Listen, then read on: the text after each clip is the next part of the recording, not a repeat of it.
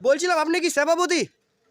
হ্যাঁ, আচ্ছা বলছিলাম যে একটা জিনিস দেখতে পাচ্ছি যে 2024-এ আবার বিধানসভায় মিনাজুল আরফিন আজাদকে টিকিট দেওয়ানো হয়েছে, সেই উদ্দেশ্যে আপনি কি বলবেন?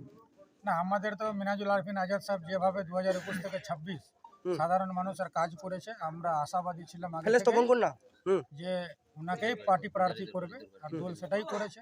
দলের কাছে আমরা কৃতজ্ঞ, ধন্যবাদ জানাচ্ছি দলকে যে দল আমাদের সাধারণ কার্যকর্তা কর্মীদের কথা শুনে আমাদের মিনাজুল আরফিন আজাদ সাহেবের মতো লোককে পুনরায় এখানে টিকিট দিয়ে এখানে প্রার্থী। দলের কাছে টিকিট চাইতেই পারে, কিন্তু দল ওনাদের সাথে যেটা বিশ্বাসঘাতকতা করেছে, আর সেটা বিজেপি করবেই।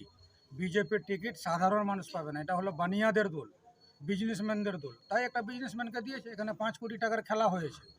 এনাদের কাছে তো 5 কোটি টাকা নেই, আর ওনারা মুসলিম বিরোধী, তো সেকুলারিজমটাকে মানেই না, ওরা তো মুসলিমকে প্রার্থী করবে কেন? ওনারা তো ওনাদের এজেন্ডাই তো হলো ঈশ্বরপুর, হিন্দুস্তান, পাকিস্তান, শ্মশান, কবরিস্তান। তো এখানে মুসলিমকে প্রার্থী করবে না, এটা আগাগোড়াই জানা ছিল।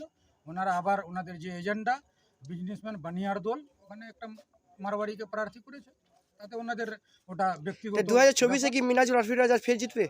অবশ্যই গতবার 34,500 ভোটে বিজেপি থেকে এবং ফরওয়ার্ড ব্লক থেকে 58,500 ভোটে জিতেছিল। এবার সে মার্জিনটা কত দূর যাবে এখনো আইডিয়া করা যাচ্ছে না, যেহেতু সাধারণ মানুষ ভার্সেস বিজেপির এগেনস্টে সাধারণ মানুষ এবার ইলেকশনটা লড়বে।